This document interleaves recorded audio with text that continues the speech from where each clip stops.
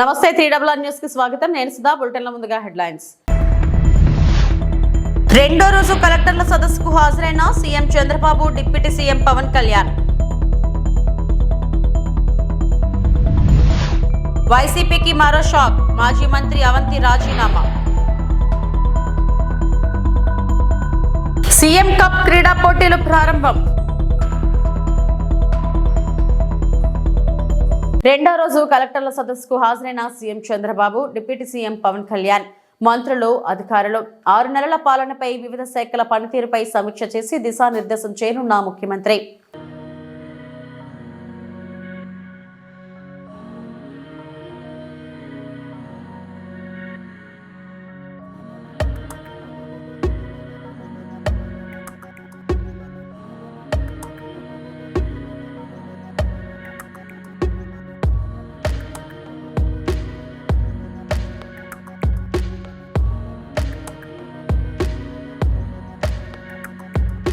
రానున్న 3 నెలల్లో ప్రతి పింఛన్ను జిల్లా కలెక్టర్లు పరిశీలించాలని సీఎం చంద్రబాబు ఆదేశించారు. చాలా మంది అనర్హులకు పింఛన్లు వెళుతున్నాయని మంత్రి నాదెండ్ల మనోహర్ చేసిన వ్యాఖ్యలకు ఆయన ఈ విధంగా స్పందించారు. సచివాలయంలో రెండో రోజు కలెక్టర్ల సదస్సులో సీఎం మాట్లాడారు. ఉపాధి హామీ పథకాన్ని డిమాండ్కు అనుగుణంగా నిర్వహించాలన్నారు. 100 రోజుల పనిదినాలు సరిగా నిర్వహిస్తే మెటీరియల్ కాంపోనెంట్ వస్తుందని చెప్పారు. కానీ పనిదినాలు మెటీరియల్ కాంపోనెంట్ ను పూర్తి చేయలేకపోతున్నారని సీఎం అన్నారు. పల్లె పండుగలో 14.8% పనులు చేశారన్నారు. ఇంకా నెలన్నర సమయమే ఉందని గుర్తు చేశారు. అల్లూరు జిల్లాలో 54% అయితే మరో జిల్లాలో 1.6% పనులు కావడంపై సీఎం ప్రశ్నించారు.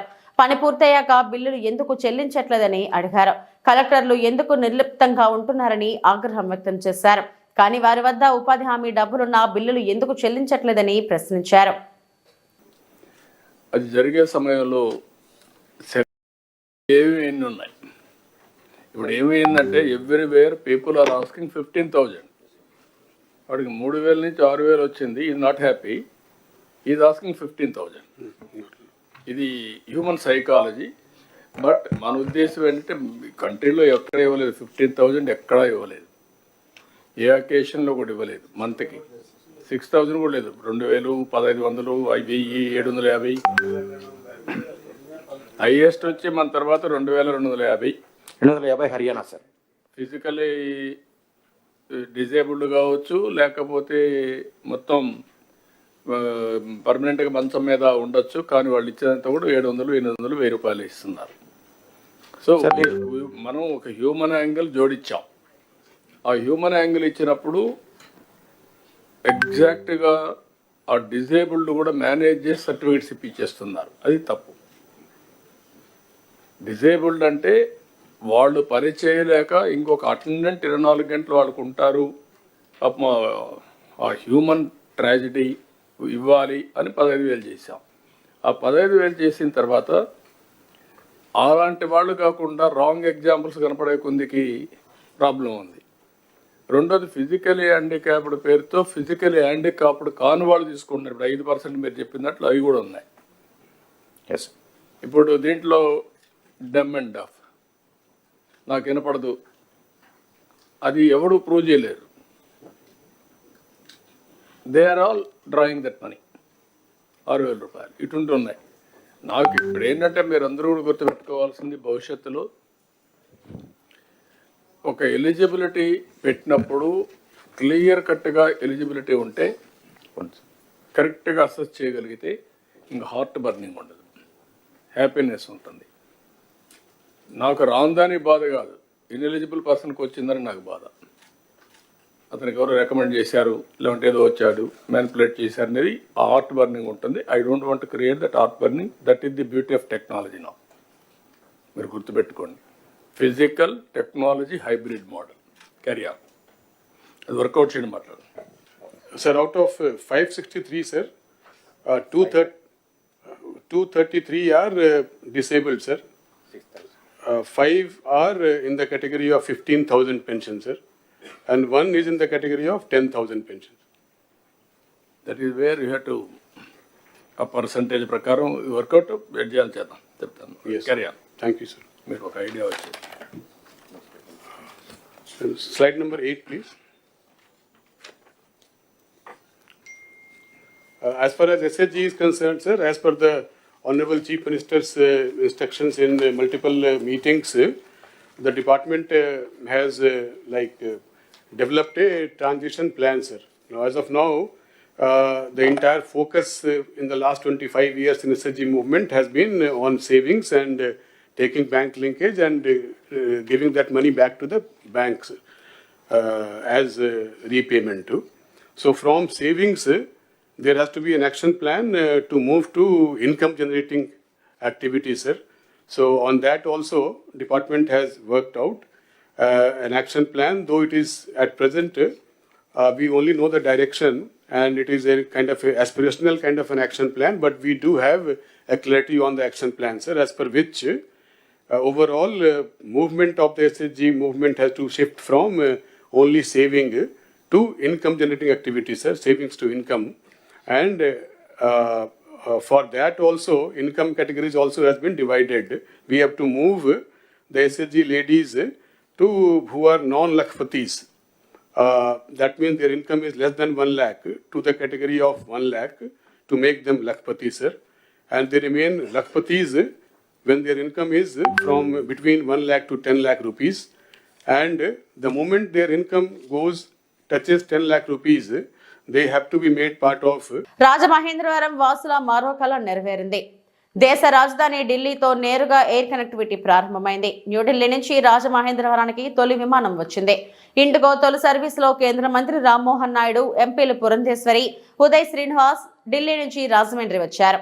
రన్వేపై ల్యాండ్ అయిన ఇండిగో ఎయిర్ బస్ కు ఉమ్మడి తూర్పుగోదావరి జిల్లా ప్రజా ప్రతినిధులు, విమానాశ్రయ సిబ్బంది స్వాగతం పలికారు.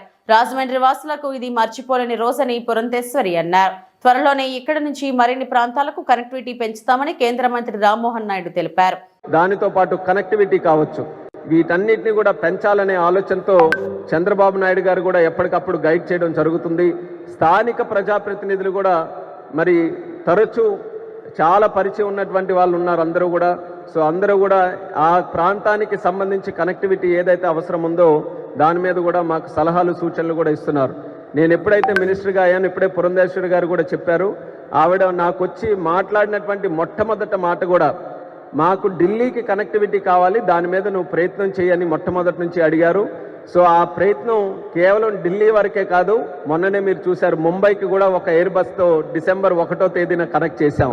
అంటే రాజమహేంద్రవరం ఇప్పుడు మనకి దేశ రాజధాని ఢిల్లీతో కనెక్ట్ అయింది, ఆర్థిక రాజధాని ముంబైతో కనెక్ట్ అయింది, ఆల్రెడీ బెంగళూరుతో, చెన్నైతో, హైదరాబాద్తో కనెక్ట్ అయి ఉన్నాయి. అంటే దేశంలో ఉన్నటువంటి ప్రధాన నగరాలతో ఇప్పుడు రాజమండ్రి కనెక్ట్ అయి ఉంది. ఈరోజు చూస్తున్నారు ఉభయ గోదావరి జిల్లాల నుంచి కూడా, ఉమ్మడి ఉభయ గోదావరి జిల్లాల నుంచి నాయకులందరూ కూడా వచ్చారనంటే వాళ్ళందరికీ కూడా ఇది చాలా ముఖ్యమైనటువంటి ఎయిర్పోర్ట్. ఇది కేవలం రాజమండ్రి సిటీకి సంబంధించినటువంటిదే కాదు, చుట్టుపక్కల ఉన్నటువంటి ప్రాంతాలకి ఎంతోమంది వినియోగిస్తున్నటువంటి ఎయిర్పోర్ట్. ఈరోజు ఢిల్లీకి కనెక్ట్ చేశామనంటే అమెరికా వెళ్లాల్సినటువంటి వారు ఇక్కడ 30 నిమిషాలు కానీ గంట దూరంలో ఏ మారుమూల గ్రామంలో ఉన్నటువంటి వారు ఇంకా విశాఖపట్నము, విజయవాడ వెళ్ళక్కర్లేదు. మన రాజమండ్రి ఎయిర్పోర్ట్ వచ్చి రాజమండ్రి నుంచి అవసరమైతే ఢిల్లీకి కానీ ముంబైకి కానీ వెళ్ళి అక్కడ నుంచే నేరుగా ఇంటర్నేషనల్ ఫ్లైట్స్ తీసుకునే సౌకర్యం ఈ 2 ఫ్లైట్లు కూడా కల్పిస్తుంది అనేది గమనించాలి. దానితో పాటు గతంలో రాజమండ్రి ఎయిర్పోర్ట్లో ఉన్నటువంటి ఫ్లైట్ కనెక్టివిటీ అన్నీ కూడా ఏటీఆర్స్తోనే రన్ అయ్యాయి. ఏటీఆర్ తాలూకా కెపాసిటీ 80 సీటరే, ఎయిర్ బస్సులు లేవు. కానీ ఎప్పుడైతే మనం ఈ ముంబై ఢిల్లీ ఫ్లైట్లు స్టార్ట్ చేశామో ఎయిర్ బస్ సుమారు 180 మంది కూర్చునేటటువంటి ఎయిర్ బస్సులతో ఇప్పుడు ప్రయాణం చేయొచ్చు. ఎయిర్ బస్సులు స్టార్ట్ అయితే ఎయిర్పోర్ట్ కూడా రెవెన్యూ పెరుగుతుంది. కాబట్టి ఇక్కడ రాజమండ్రి ఎయిర్పోర్ట్ను కూడా మనం దృష్టిలో పెట్టుకొని ఎలా ఇది సెల్ఫ్ సఫిషియెంట్ చేసుకొని ఇక్కడ కూడా రెవెన్యూ పెంచే విధంగా చర్యలు కూడా మేము తీసుకుంటున్నాం. పక్కనే మీరు చూశారు నూతన టెర్మినల్ బిల్డింగ్ కూడా కన్స్ట్రక్షన్లో ఉంది. విత్ ఇన్ ఏ ఇయర్ అది కూడా పూర్తి చేసి రాజమండ్రి ప్రజలకి అప్పచెప్పడానికి అన్ని చర్యలు కూడా మేము తీసుకుంటున్నామని ఆ టెర్మినల్ బిల్డింగ్ తరఫున కూడా తెలియజేస్తున్నాం. 3 నెలల క్రితం వచ్చి రివ్యూ కూడా దాని తరఫున చేశాం. అయితే ఈరోజు ఈ ఫ్లైట్ అయితే అయిపోయింది. మేడం గారు అడిగినట్టు ఆ ఫ్లైట్ గురించి అడిగారు, ఆ ఫ్లైట్ చేసాం, అవన్నీ కూడా తీసుకొని వచ్చాం. సో నెక్స్ట్ ఇంకేం కావాలో ఆ లిస్టు కూడా రాసుకున్నాం. అందులో మొట్టమొదటి ఆవిడ కూడా చెప్పారు తిరుపతికి ఒక ఫ్లైట్ కావాలి రాజమండ్రి నుంచి అని. అలాగే తిరుపతితో పాటు ప్రధాన కేంద్రాలు మన భారతదేశంలో వారణాసి కానీ, షిరిడి కానీ, అలాగే జైపూర్ కానీ, గుజరాత్లో అహ్మదాబాద్ కానీ ఇలాంటి నగరాలు వ్యాపార రీత్యా కూడా చాలా మంది ఇక్కడ నుంచి ప్రయాణం చేస్తుంటారు. వాళ్ళకి ఎటువంటి అసౌకర్యం లేకుండా డైరెక్ట్ కనెక్టివిటీ ఆ ప్రాంతాలకు ఇవ్వాలని కూడా కోరడం జరిగింది. నేనున్నంత వరకు కూడా సివిల్ ఏవియేషన్ మినిస్టర్గా ఖచ్చితంగా ఎంత అవకాశం ఉంటే రాజమండ్రికి అంత ప్రయారిటీ బేసిస్ మీద కనెక్టివిటీ పెంచడానికి పూర్తి సహాయ సహకారాలు అందిస్తానని కూడా ఈ సందర్భంగా తెలియజేస్తున్నాను. విశాఖపట్నం కొంత చూసుకుంటే స్వార్థం ఉండొచ్చు, నేను అక్కడ ఉత్తరాంధ్ర వాసిని కాబట్టి అక్కడ ఇచ్చేయడానికి, కానీ అటువంటి స్వార్థాలు ఏవి పెట్టుకోకుండా మన రాష్ట్రంలో ఉన్నటువంటి అన్ని ఎయిర్పోర్ట్లు మీరు చూడండి. 5 నెలల్లో విశాఖపట్నం నుంచి కొత్త ఫ్లైట్లు స్టార్ట్ చేశాం, విజయవాడ నుంచి కొత్త ఫ్లైట్లు స్టార్ట్ చేశాం, తిరుపతి నుంచి ఢిల్లీకి కూడా ఫ్లైట్ లేకపోతే ఢిల్లీకి ముంబైకి స్టార్ట్ చేశాం, కడప నుంచి కూడా ఫ్లైట్లు స్టార్ట్ చేశాం, ఈరోజు రాజమండ్రి నుంచి కూడా ఫ్లైట్లు స్టార్ట్ చేశాం. ఏ ఎయిర్పోర్ట్ను కూడా విడిచిపెట్టకుండా అన్ని ఎయిర్పోర్ట్లు కూడా సరి సమానంగా చూసుకొని ముందుకు నడిపించే ప్రయత్నం నా తరపున నేను చేస్తున్నాను. దానికి పూర్తి సహాయ సహకారాలు అందిస్తున్నటువంటి ప్రతి ఒక్కరికి కూడా నా మనస్ఫూర్తిగా అభినందనలు మరొకసారి ఈ సందర్భంగా తెలియజేసుకుంటూ, పశ్చిమ గోదావరి జిల్లా తణుకు ఎమ్మెల్యే ఆర్మిల్లి రాధాకృష్ణ క్యాంప్ కార్యాలయంలో మీడియా సమావేశం నిర్వహించారు. ఈ సందర్భంగా ఎమ్మెల్యే రాధాకృష్ణ మాట్లాడుతూ కూటమి ప్రభుత్వం ఏర్పడి 6 నెలలు పూర్తయింది. అభివృద్ధి సంక్షేమంతో పాటుగా ఒక సురక్షితమైన పరిపాలన అందించడం జరిగింది. 5 లక్షల మంది ఉద్యోగుల కల్పన ఈ 6 నెలల్లో జరిగింది. రాష్ట్ర రాజధాని విషయంలో 3 ముక్కలాట ఆడి రాజధాని లేకుండా చేసిన ప్రభుత్వం వైసీపీ. డ్వాక్రా మహిళలకు వడ్డీ లేని రుణాలు 5 లక్షల నుండి 10 లక్షలకు పెంచింది. గతంలో గంజాయి ప్రతి గ్రామంలోని ఏరులై పారింది. మన ప్రభుత్వం వచ్చిన తర్వాత శాటిలైట్ విధానం ద్వారా వాటిని నాశనం చేస్తుంది. కనీస స్థానాలు సాధించకుండా ప్రతిపక్ష హోదా ఇవ్వాలని బ్లాక్మెయిల్ చేస్తున్న వైసీపీ తణుకు నియోజకవర్గంలో సంక్షేమ అభివృద్ధి కలిపి 226 కోట్ల రూపాయలు అందించామన్నారు. ఈరోజు గంజాయి రాష్ట్రంలో విచ్చలవిడిగా ఎక్కడ చూసినా గంజాయిని ఏరులై పారించినటువంటి పరిస్థితి మనందరం కూడా చూసాం. ఈరోజు అటువంటి గంజాయిని కట్టడం చేయడం కోసం శాటిలైట్ ద్వారా వాటిల్ని ఎక్కడైతే గంజాయిని పెంచుతున్నారో అవన్నీ కూడా ఫీల్డ్స్ ఐడెంటిఫై చేసి వాటిని డ్రోన్స్ ద్వారా పరీక్ష చేసి ఈరోజు అటువంటి వారి మీద కఠిన చర్యలు తీసుకోవాలని ఈ ప్రభుత్వం ముందుకు వెళ్తుంది. దాని నియంత్రణకు కూడా ఈగల్ టీంని ఏర్పాటు చేసి ఈరోజు ప్రత్యేకమైనటువంటి టీములు ఏర్పాటు చేసి ఈ గంజాయి దందాన్ని అరికట్టడానికి ఈ ప్రభుత్వం ముందుకు వెళ్తుందని ఈ సందర్భంగా తెలియజేస్తున్నాను. అలాగే హైకోర్టు బెంచ్ని కర్నూలులో ఏర్పాటు చేయడానికి తీర్మానం చేయడం జరిగింది. క్యాబినెట్లో నిర్ణయం తీసుకోవడం జరిగింది. విశాఖ రైల్వే జోను ఏదైతే ఉందో దానికి 52 ఎకరాల పొలాన్ని కూడా భూమిని కూడా కేటాయించడం జరిగింది. ఈరోజు రాయలసీమ ఇతర జిల్లాలు కూడా అన్నిటికీ కూడా ప్యాకేజీ ప్రత్యేకంగా కేంద్ర ప్రభుత్వం కేటాయించడం జరిగింది. ఈరోజు బడ్జెట్లో కూడా గత ప్రభుత్వం బడ్జెట్లో నిధులు లేక ముఖ్యంగా ఎస్సీ ఎస్టీ బీసీలకు సంబంధించినటువంటి బడ్జెట్ని డైవర్ట్ చేసి ఆ రోజు పూర్తిగా వారికి రావాల్సినటువంటి హక్కులను కూడా కాలరాసినటువంటి పరిస్థితి. ఈరోజు బీసీల ఎస్సీ ఎస్టీ ప్రయోజనాల కోసం ప్రత్యేకంగా బడ్జెట్లో వారి కేటాయించినటువంటి నిధులు ఆ వారి సంక్షేమ పథకాలకే ఖర్చు పెట్టడం జరుగుతుంది. గతంలో 27 ఎస్సీ సంక్షేమ పథకాలను రద్దు చేసినటువంటి ప్రభుత్వం జగన్మోహన్ రెడ్డి ప్రభుత్వం. ఈరోజు బీసీ సంక్షేమానికి 39,000 కోట్లు కేటాయించడం జరిగింది. ఎస్సీ సంక్షేమానికి 18,000 కోట్లు కేటాయించడం జరిగింది. ఎస్టీ సంక్షేమానికి 7,500 కోట్లు కేటాయించడం జరిగింది. మైనారిటీ సంక్షేమానికి 4,000 కోట్లు.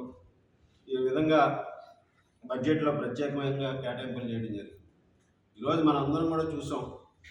జగన్మోహన్ రెడ్డి వైనాట్ 175 అని ఏ విధంగా గతంలో చెప్పారో ఈరోజు ఆయన చేసినటువంటి నిర్వాహకం పట్ల ఈ రాష్ట్ర ప్రజలందరూ కూడా 11 సీట్లకి జగన్మోహన్ రెడ్డిని పరిమితం చేసి ఒక వార్నింగ్ ఇచ్చినప్పటికీ కూడా ఈరోజు ప్రజల పక్షాన్ని నిలబడకుండా అసెంబ్లీకి రాకుండా కేవలం తేడేపల్లి ప్యాలెస్కే పరిమితం అవుతున్నటువంటి పరిస్థితి మనందరం కూడా చూడొచ్చు. ఈరోజు ప్రతిపక్ష నాయకుడిగా వైసీపీలో మరో వికెట్ పడింది. మాజీ మంత్రి ముత్తంశెట్టి శ్రీనివాసరావు పార్టీకి రాజీనామా చేశారు. గత 5 ఏళ్లు పార్టీ కార్యకర్తలు చాలా ఇబ్బందులు పడ్డారని ఆవేదన వ్యక్తం చేశారు. ఇప్పుడు మళ్లీ వాళ్లను రోడ్డునెక్కమనడం సరికాదన్నారు. కూటమి ప్రభుత్వానికి 5 ఏళ్లు ప్రజలు తీర్పునిచ్చారని, కనీసం 5 నెలలు కూడా టైం ఇవ్వకుండా ధర్నాలు అంటే ఎలా అని ప్రశ్నించారు. అందుకే పార్టీ సభ్యత్వానికి రాజీనామా చేస్తున్నట్లు ప్రకటించారు. నేను ఇప్పుడు ఈ నిర్ణయం తీసుకున్న సడన్గా కారణం ఏంటంటే ఏ ప్రభుత్వం వచ్చినా కొత్త ప్రభుత్వం వచ్చినప్పుడు ప్రభుత్వానికి కనీసం ఒక సంవత్సరంలో టైం ఇవ్వాలి. మనం ఒక సంవత్సరం కూడా టైం ఇవ్వకుండా మనం 6 నెలల నుంచే మనం వెళ్ళి మన ప్రజలను మళ్ళీ ఇబ్బంది పెడతాం, లేకపోతే నాయకులను ఇబ్బంది పెడతాం, కార్యకర్తలను ఇబ్బంది పెడతాం అనేది కరెక్ట్ కాదు అని నేను భావించి నిర్ణయం తీసుకోవడం జరిగింది. ముఖ్యంగా 5 సంవత్సరాలు ప్రభుత్వం అధికారులు ఉన్నా కూడా వైఎస్ఆర్సీపీ పార్టీ కార్యకర్తలు చాలా ఇబ్బందులు పడ్డారు. ఎందుకంటే అంతా వాలంటీర్స్ నడిపించారు. కార్యకర్తలకు కానీ నాయకులకు కానీ ఏమీ గౌరవం అనేది లేదు, పొలిటికల్గా కానీ ఫైనాన్షియల్గా కానీ. మళ్ళీ అది అయిపోయిన తర్వాత ఒక సంవత్సరం కూడా వాళ్ళకి గ్యాప్ ఇవ్వకుండా మనం వెంటనే మళ్ళీ జమిలీ ఎలక్షన్ వస్తుంది, ఎంపిక ఎలక్షన్ వస్తున్నాయి, ప్రభుత్వానికి టైం ఇవ్వకుండా నాయకులు కార్యకర్తలు నలిగిపోయి ఉన్నారు. మళ్ళీ వాళ్ళకు కూడా మనం టైం ఇవ్వకుండా మళ్ళీ రేపటి నుంచి మనం ధర్నాలు చేయండి అని చెప్పడం అనేది ఎంతవరకు కరెక్ట్. పార్టీ విధానం అనేది 175 మంది ఎమ్మెల్యేలు, 175 ఇన్ఛార్జీలు ఉంటే 175 మందిని కన్సల్ట్ చేసి మనం పార్టీ ముందుకెళ్ళాలి కార్యక్రమాలు. అంతేగాని ఏదో బ్రిటిష్ గవర్నమెంట్ రూల్ చేసినట్టు బ్రిటిష్ వాళ్ళు చూడండి, వాళ్ళ డెసిషన్స్ అని అక్కడ తీసుకునేవాళ్ళు, ఎక్కడ లండన్లో తీసుకుని ఆ డెసిషన్ మనం ఇక్కడ పంపిస్తే ఇంప్లిమెంట్ చేసేవాళ్ళు. ప్రజాస్వామ్యబద్ధంగా లేకుండా నిర్ణయాలను ఏకపక్షంగా తీసుకుని వాటిని మీరు అమలు చేయండి అని చెప్పడం కరెక్ట్ కాదు. ఎందుకంటే మళ్ళీ నాకు కార్యకర్తలని ఎంత ఇబ్బంది పడ్డారో 5 సంవత్సరాలను చూశాను దగ్గరుండి, వాళ్ళు ఎంత నలిగిపోయారో దగ్గరుండి చూశాను. వాళ్ళకి ఇప్పటికీ కనీసం ఒక మీటింగ్ పెట్టి పలకరించకుండా వాళ్ళని అసలు ఏం జరిగింది, ఎలా జరిగింది అని చెప్పకుండా మళ్ళీ మీరు ధర్నాలు చేయండి, గొడవ చేయండి అని చెప్పడం ఎంతవరకు కరెక్ట్. అది అన్నింటి కాకుండా ప్రభుత్వం ఆర్థిక ఇబ్బందుల్లో ఉంది, కొత్త ప్రభుత్వం వచ్చింది, ప్రజా తీర్పులు ఇచ్చినప్పుడు ఆర్థిక ఇబ్బందులు ఉన్నప్పుడు మనం ఏదో అప్పుడే కొంపలంటుకున్నట్టు ప్రజలు 5 సంవత్సరాల తర్వాత డిసైడ్ చేస్తారు వాళ్ళు సూపర్ 6 అమలు చేశారా లేదా, వాళ్ళు ఇచ్చినప్పుడు మేనిఫెస్టో అమలు చేశారా లేదా అనేది పీపుల్ విల్ డిసైడ్. 5 ఏళ్ళు కాదు కదా, 5 నెలలు కూడా అయినా టైం ఇవ్వకుండా వెంటనే మీరు ధర్నాలు చేయండి, రాస్తారోకులు చేయండి, ఇచ్చేయండి, అది చేయండి అనేది మంచి పద్ధతి కాదు. ఎందుకంటే రాష్ట్రం అభివృద్ధి చెందాలంటే వాళ్ళ కేంద్రం దగ్గర కానీ రాష్ట్రం దగ్గర కానీ ఒక లిమిటెడ్ నిధులు ఉన్నాయి. మనకు పెట్టుబడులు రావాలి. పెట్టుబడులు రావాలంటే ఏంటి, ఒక స్థిరమైన ప్రభుత్వం ఉంటేనే పెట్టుబడులు వస్తాయి. 10 ఏళ్ళు టీఆర్ఎస్ పరిపాలించింది కాబట్టి హైదరాబాద్ ఆ మాత్రం అభివృద్ధి చెందింది. మన వాళ్ళు ఏమైనా రాష్ట్రం విడిపోగానే మనకి హైదరాబాద్ ఇది అయిపోద్ది, అది అయిపోద్ది అని చెప్పాడు. కానీ ఉల్టా అయింది. హైదరాబాద్ సూపర్ డెవలప్ అయింది, మనం ఏమో డెవలప్ చేసుకోలేదు. హైదరాబాద్ ఎందుకు డెవలప్ అయిందంటే 10 ఏళ్ళు స్థిరమైన ప్రభుత్వం ఉంది కాబట్టి. కాబట్టి ఇక్కడ కూడా మనం స్థిరమైన ప్రభుత్వం ఉంటే ఒక రాజధాని వస్తుంది, పెట్టుబడులు వస్తాయి, అభివృద్ధి వస్తుంది. సరే మన రాజకీయ విధానాలు వేరవచ్చు, మన పవర్ అధికారం కోల్పోయిన బాధ ఉండొచ్చు. అట్ ద సేమ్ టైం రాష్ట్ర అభివృద్ధిని కూడా మనం దృష్టిలో పెట్టుకోవాల్సినటువంటి బాధ్యత ఉంది. కానీ మనం ఇలా ప్రతిదానికి రాజకీయ ప్రయోజనాలే పరమావధిగా మనం ముందుకెళ్ళడం అనేది ఎంతవరకు కరెక్ట్ అనేది నాకు అర్థం కాక, అది దానికోసం అడ్జస్ట్ కాక నేను ఈ రోజున దానితో పాటు నాకు వ్యక్తిగతంగా కూడా 5 సంవత్సరాలు నా జీవితాన్ని, కుటుంబాన్ని నేను కూలిపోయి దూరం ఉండడం జరిగింది. సో నాకు ఆ సమస్యలు కూడా ఉన్నాయి కాబట్టి మన పార్టీ అధ్యక్షులు జగన్మోహన్ రెడ్డి గారికి మరి నా వ్యక్తిగత కారణాలతోటి ఈ రాజకీయాలకి ప్రస్తుతం దూరంగా ఉండాలని నిర్ణయం తీసుకోవడం జరిగింది.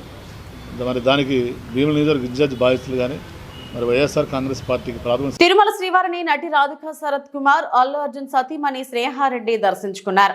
గురువారం వీఐపీ ప్రారంభ విరామ దర్శన సమయంలో వారు వేర్వేరుగా స్వామివారి సేవలో పాల్గొన్నారు. టీటీడీ ఆలయ అధికారులు వీరికి స్వాగతం పలికి దర్శన ఏర్పాట్లు చేశారు. దర్శనం అనంతరం వీరికి రంగనాయకుల మండపంలో పండితులు ఆశీర్వచనం చేసి స్వామివారి తీర్థ ప్రసాదాలను అందజేశారు.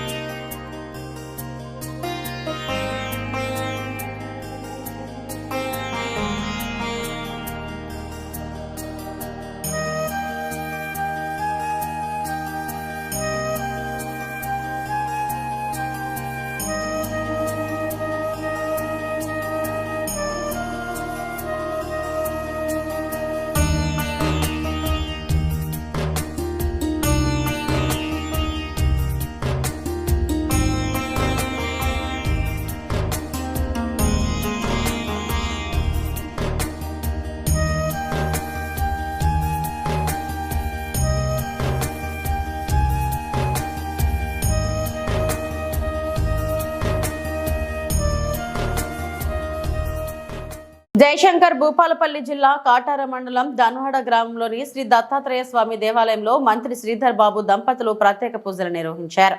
దత్త నవరాత్రుల సందర్భంగా ప్రత్యేక పూజలు, అభిషేకాలను నిర్వహించారు.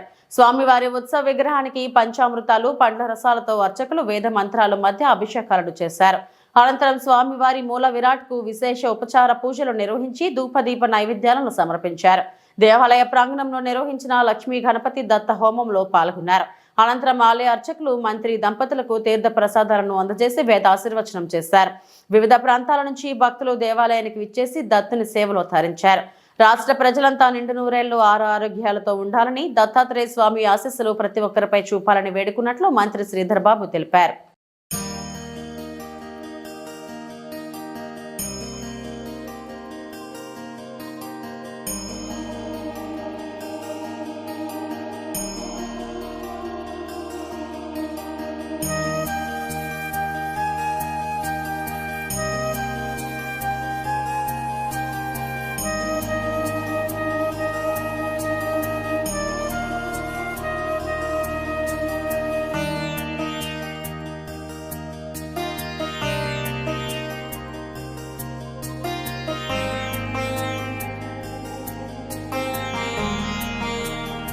సీఎం కప్ క్రీడా పోటీలు ప్రారంభం.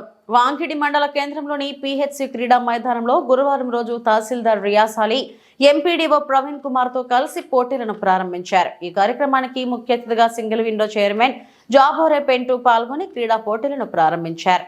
ఈ సందర్భంగా ఆయన మాట్లాడుతూ గ్రామీణ క్రీడాకారులు ఈ పోటీలలో పాల్గొని జిల్లా రాష్ట్ర స్థాయిలో ఎంపికై వాంకిడి మండల పేరును తేవాలని ఆయన కోరారు. ఈ కార్యక్రమంలో ఎంపీ ఓ జావేద్, ఎంఈఓ, ఎంపీఓ శ్రవణ్ కుమార్, వివిధ పాఠశాల విద్యార్థులు, పీటీలు తదితరులు పాల్గొన్నారు. మంచి పోటీతత్వాన్ని సాటిస్తే మరి ప్రభుత్వం నుంచి సర్టిఫికెట్లు కూడా ఇవ్వడం జరుగుతుంది. కాబట్టి పిల్లలు ఈ క్రీడ అనేది అందరికీ అవసరమే. క్రీడ వలన ఆరోగ్యాన్ని, ఉల్లాసాన్ని, ఆనందాన్ని కలిగిస్తూ పాటు పోటీతత్వాన్ని కూడా పెంచుతుంది. కాబట్టి క్రీడ చాలా అవసరం మనకు.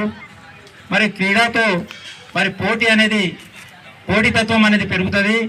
మరి క్రీడలో ఓడినటువంటి వాళ్ళు కూడా ఎలాంటి నిరుత్సాహం పడకుండా ఓడిన వాళ్ళే మళ్ళా గెలవడానికి ప్రయత్నిస్తారు. కాబట్టి ఖచ్చితంగా మీరు పోటీలో పాల్గొని ఇట్టి క్రీడా కార్యక్రమానికి పాల్గొన్నందుకు మీ అందరికీ ధన్యవాదాలు తెలియజేస్తూ, మరి మన ప్రాంతము చాలా వెనుకబడినటువంటి ప్రాంతము, గిరిజన ప్రాంతము. ఇక్కడ ఉన్నటువంటి విద్యార్థులు చాలా మంది వ్యవసాయ కుటుంబానికి ఆధారపడవలసి ఉంది. కాబట్టి మన తల్లిదండ్రుల పేర్లు తీసుకురావాలంటే మన చదువులో కూడా మరి ప్రాధాన్యత కలిగించాలా, బాగా చదువుకోవాలా. మంచి ఒక ఐఏఎస్ కానీ, ఐపీఎస్ కానీ, ఎంఆర్ఓ, ఎంపీడీ కానీ ఇలాంటి సాహసం చేసినట్లయితే మరి మీ తల్లిదండ్రులకు మంచి పేరు తీసుకొస్తూ, అదేవిధంగా మండలంలో ఉన్నటువంటి ఎంఆర్ఓ, ఎంపీడీఓ కానీ ఈ మండలానికి కానీ మంచి పేరు తీసుకురావాలని నేను మనస్ఫూర్తిగా కోరుకుంటూ ఈ కార్యక్రమానికి మమ్మల్ని మరీ ఆహ్వానించినటువంటి అధికారులకు మరీ నేను మనవి చేస్తూ ఇంతటితో ముగిస్తున్నాను. పీటీ సార్లకు, పత్రికా విలేకరులకు, స్టూడెంట్స్కి అందరికీ నమస్కారం. ఈరోజు ప్రభుత్వం తరఫు నుంచి ఏర్పాటు చేసిన ప్రోగ్రామ్ని మీరందరూ వచ్చి సక్సెస్ఫుల్ చేయాలని, మంచి ప్రైజ్ తెచ్చుకోవాలని, మంచిగా చదువుకోవాలని కోరుకుంటున్నా.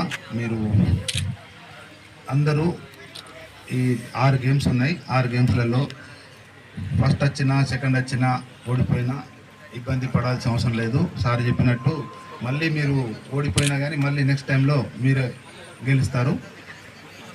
మీరందరూ మంచిగా చదువుకొని మంచి స్పోర్ట్స్ మెన్స్ కావాలని, మంచి పేరు తెచ్చుకోవాలని మా మండలానికి ఈ అవకాశం ఇచ్చిన అందరికీ ధన్యవాదాలు. Thank you. రైతులకు అండగా వైఎస్ఆర్సీపీ పార్టీ. అనకాపల్లి జిల్లా నర్సీపట్నం స్థానిక మాజీ ఎమ్మెల్యే ఇంటి వద్ద అన్నదాతకు అండగా వైసీపీ పోస్టర్లు రిలీజ్ చేయడం జరిగింది. ఈ కార్యక్రమంలో మాజీ ఎమ్మెల్యే మాట్లాడుతూ ఈ కూటమి ప్రభుత్వం రైతులకు ఎటువంటి ప్రయోజనం చేకూర్చట్లేదని అన్నారు. 2014 ఎన్నికల్లో ఈ చంద్రబాబు నాయుడు అప్పుడు మేనిఫెస్టోలో రైతు రుణమాఫీ చేర్చడం జరిగింది. గవర్నమెంట్ వచ్చిన తర్వాత ఆ మేనిఫెస్టో గాలికి వదిలేశారు అని మాజీ ఎమ్మెల్యే అన్నారు. 2019 ఎన్నికల ముందు కూడా ప్రతి రైతుకు 12,500 చొప్పున 4 దఫాలుగా వేస్తానని చెప్పి గవర్నమెంట్ ఏర్పడిన తర్వాత ఆ మేనిఫెస్టో కూడా గాలికి వదిలేయడం జరిగిందని అన్నారు. అలాగే 2024 ఎన్నికల మేనిఫెస్టోలో ప్రతి రైతుకు ఏడాదికి 20,000 రూపాయలు ఇస్తారని మాట ఇచ్చి ఇప్పటికీ 6 నెలలు గడుస్తున్న బడ్జెట్లో రైతులకు ఎటువంటి బడ్జెట్ పెట్టకపోవడం ఆశ్చర్యంగా ఉందని అన్నారు. ఈ కూటమి ప్రభుత్వంపై రేపు కలెక్టర్ ఆఫీస్ దగ్గరకి వైఎస్ఆర్సీపీ నాయకులు అందరూ కలిసి కలెక్టర్ గారికి రైతులకు న్యాయం చేయాలని వినతి పత్రం ఇవ్వడం జరుగుతుందని అన్నారు. కార్యక్రమంలో సీనియర్ నాయకులు చింతకాయల సన్యాసి పాత్రుడు, రుత్తల ఎర్రపాత్రుడు మరియు పార్టీ కార్యకర్తలు పాల్గొన్నారు. 13వ తారీఖున అనకాపల్లి జిల్లా కలెక్టర్ కార్యాలయం వద్దకు వెళ్ళి మరి అన్నదాతలు అండగా ఉండాలనే ఉద్దేశం మీద ఒక రిప్రజెంటేషన్ ఇచ్చే కార్యక్రమం చేపట్టడం జరుగుతుంది. అందులో భాగంగా ఈరోజు నర్సీపట్నం నిధులు ఉన్న పార్టీ పెద్దలందరూ కూడా మరి కార్యక్రమంలో పాల్గొనడం జరిగింది. అయితే ముఖ్యంగా మనకు తెలిసి రైతుల గురించి చెప్పాలంటే ఈరోజు ఆనాడు 2014 ఎన్నికల ముందు చంద్రబాబు గారు ఆచరణ సాధ్యంగా హామీలు ఇచ్చారు. అందులో ముఖ్యంగా ఇప్పుడు ఏదైతే రైతుల గురించి చెప్పారో ఒకసారి మీ అందరూ కూడా గుర్తు చేయాలి. ఆ రోజు ఏం చెప్పారంటే తెలుగుదేశం ప్రభుత్వం అధికారంలోకి వస్తే మరి ఏదైతే మరి రైతులు ఉన్నారో అందరూ రైతుల యొక్క వ్యవసాయ రుణాలన్నీ కూడా మాఫీ చేస్తుందంటే చాలామంది రైతులందరూ కూడా చంద్రబాబు గారి మాటలు విని మరి చంద్రబాబు గారు ముఖ్యమంత్రి అయితే మనకు తెచ్చుకున్న లక్షలాది రూపాయల రుణాలన్నీ కూడా మాఫీ అయితే ఉద్దేశం మీద ఓట్లేసి గెలిపించారు. తీరా అధికారంలోకి వచ్చిన తర్వాత చంద్రబాబు మాట మార్చారు. ఏమన్నారంటే వ్యవసాయ రుణాలు కాదు పంట రుణాలు మాఫీ అన్నారు. మళ్ళీ పంట రుణాలు కూడా స్కేల్ ఆఫ్ ఫైనాన్స్ అన్నారు. తర్వాత ఇంట్లో 2-3 తీసుకుంటే నేను అందరికీ మాఫీ చేయను, ఇంట్లో ఒకరికే చేస్తా అన్నారు. ఆ ఒక్కరు కూడా 1,50,000 చేస్తాను తప్ప మిగతా వాళ్ళు చేయను అన్నారు. ఆ 1,50,000 కూడా ఒకసారి 5 దఫాలుగా ఇస్తానని చెప్పి లేనిపోని ఆక్షలు పెట్టి అన్నాడు చంద్రబాబు గారు. ఏదైతే రైతాంగాన్ని మోసం చేసిన చరిత్ర అందరికీ కూడా తెలుసు. తర్వాత 2019 ఎన్నికల ముందు మరి గౌరవ రాష్ట్ర పార్టీ అధ్యక్షుడు జగన్మోహన్ గారు కూడా చెప్పడం జరిగింది. కేవలం రైతుల గురించి ఏం చెప్పారంటే మేము అధికారంలోకి వస్తే ప్రతి రైతు కూడా అర్హులైన ప్రతి రైతు కూడా సంవత్సరానికి 12,500 చొప్పున 4 దఫాలుగా 50,000 రూపాయలు ఇస్తామని చెప్పడం జరిగింది. మరి ముఖ్యమంత్రి అయిన తర్వాత మరి రైతులకి ఇది చాలదని చెప్పి 12,500 రూపాయలది 13,500 చేశారు. 4 సంవత్సరాలు 5 సంవత్సరాలు చేశారు. అంటే 50,000 రూపాయలు ఇస్తామని ఎన్నికల మేనిఫెస్టోలో పెట్టిన తర్వాత ముఖ్యమంత్రి అయిన తర్వాత అది 67,500 చేయడం జరిగింది. మరి ఏ విధంగా చెప్పిన ప్రకారం 5 దఫాలుగా మరి ఏదైతే వైఎస్ఆర్ రైతు భరోసా పీఎం కిసాన్ పథకం ద్వారా మరి ప్రతి రైతు కూడా అర్హులు ప్రతి రైతు కూడా 13,500 రూపాయలు ఇవ్వడం జరిగింది. కానీ ఈరోజు చూస్తే 2024 మేనిఫెస్టోలు కూడా పెట్టారు. చంద్రబాబు గారు ఏమన్నారంటే కూటమి ప్రభుత్వం మీ అధికారంలో రాగానే మీకు 13,500 ఇచ్చారు గత ప్రభుత్వంలో, ఈసారి మేము కానీ వస్తే 20,000 రూపాయలు ఇస్తామన్నారు. కానీ ఈరోజు సుమారుగా 6 నెలలు అయింది, మరి బడ్జెట్లో కూడా పెట్టలేదు, 20,000 రూపాయలు వాళ్ళ పరిస్థితిలో ఉన్నారు. అందుకని దానికి నిరసనగా మరి గౌరవ రాష్ట్ర పార్టీ అధ్యక్షుడు జగన్మోహన్ గారు పిలుపు మేరకు రేపు మరి కలెక్టర్ గారి కార్యాలయానికి వెళ్ళి అక్కడ వినతిపత్రం ఇస్తూ ఏదైతే రైతులకి మరి మేనిఫెస్టోలో పెట్టో 20,000 రూపాయలు ఇవ్వాలని చెప్పి డిమాండ్ చేస్తూ మరి పత్రాలు ఇవ్వడానికి మరి సిద్ధంగా ఉన్నాం. రేపు నర్సీపట్నం నుంచి వందలాది మందిగా మా పార్టీ నాయకులు పార్టీ పెద్దలందరూ కూడా వెళ్ళి ఆ కార్యక్రమం విజయవంతం చేస్తామని చెప్పి సందర్భంగా తెలియపరుస్తూ నమస్కారాలు తెలుపుకుంటాను. జై జగన్. చెన్నై షాపింగ్ మాల్ సందడి, సినీ నటి మీనాక్షి చౌదరి జోరు. పశ్చిమ గోదావరి జిల్లా తాడేపల్లిగూడెం ప్రముఖ సినీ నటి లక్కీ భాస్కర్ హీరోయిన్ మీనాక్షి చౌదరి తాడేపల్లిగూడెంలో గురువారం ఉదయం సందడి చేశారు. చెన్నై షాపింగ్ మాల్ ప్రారంభోత్సవానికి ఆమె విచ్చేశారు. పట్టు చీరల విభాగాన్ని ఆమె ప్రారంభించారు. తొలుత వినాయకునికి పూజలు జరిపారు. తాడేపల్లిగూడెం శాసనసభ్యులు Bolisetti Srinivas, Swachh Andhra Pradesh corporation chairman Kommareddy Pattabhiram, Telugu Desam party incharge Vallavala Mallikarjuna Rao, Babji, Tadepalligudem chamber of commerce and industries అధ్యక్షుడు ఈతకోట భీమశంకర్రావు, తాతాజీ, ఆంధ్రప్రదేశ్ ఆదివాసీ సంఘం తాడేపల్లిగూడెం గౌరవ అధ్యక్షులు మారం వెంకటేశ్వరరావు, చెన్నై షాపింగ్ మాల్ యాజమాన్యం జనార్దన్ రెడ్డి, మరి వెంకటరెడ్డి, మారం గిరీష్, గంధం సతీష్, పద్మనాభుని మురళి, పాలూరి వెంకటేశ్వరరావు, ఎరుబండి సతీష్, తాడేపల్లిగూడెం పట్టణ సర్కిల్ ఇన్స్పెక్టర్ సుబ్రహ్మణ్యం తదితరులు పాల్గొన్నారు. అంటే ఇప్పుడు ఆఫర్స్ అండి 99 రూపీస్ ఆఫర్ స్టార్ట్ ఉంది. అండ్ ప్రతి ఫ్యామిలీ మెంబర్కి ఇక్కడ మీకు ఒక మెటీరియల్ దొరుకుతుంది. అది చిన్నపిల్లలకి, జెంట్స్కి, లేడీస్కి, అందరికీ ఇక్కడ వన్ స్టాప్ డెస్టినేషన్. ఇంత ప్రేమ చూపిస్తున్నందుకు చాలా చాలా చాలా సంతోషంగా ఉంది. Thank you so much.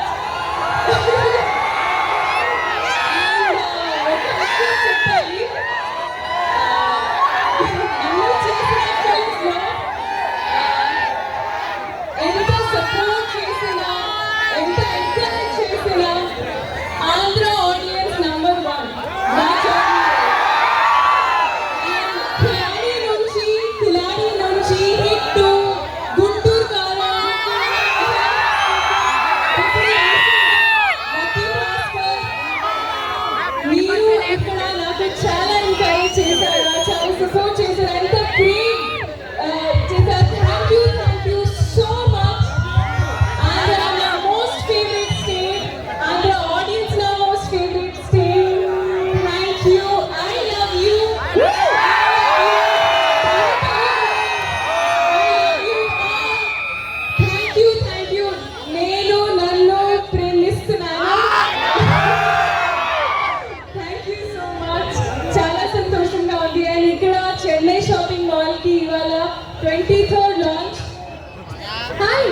23rd shopping mall ఇప్పుడు స్టోర్ లాంచ్ అయింది.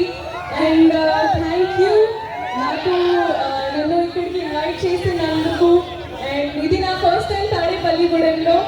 అండ్ ఇప్పుడు ఐ హోప్ నేను మళ్ళీ ఇక్కడికి I get a chance to come. Confirm గా ఈ స్మైల్ వాళ్ళు మిస్ కారు, మళ్ళీ ఇన్వైట్ చేస్తారు డెఫినెట్ గా. సో మీరు కూడా చెన్నై షాపింగ్ మాల్ లో తప్పకుండా రండి, షాపింగ్ చేయండి. ఇక్కడ మొత్తం ఇవి ఇప్పటి వరకు నా బులెటిన్ అప్డేట్స్. మరిన్ని వార్తా విశేషాల కోసం చూస్తూనే ఉండండి. నమస్తే.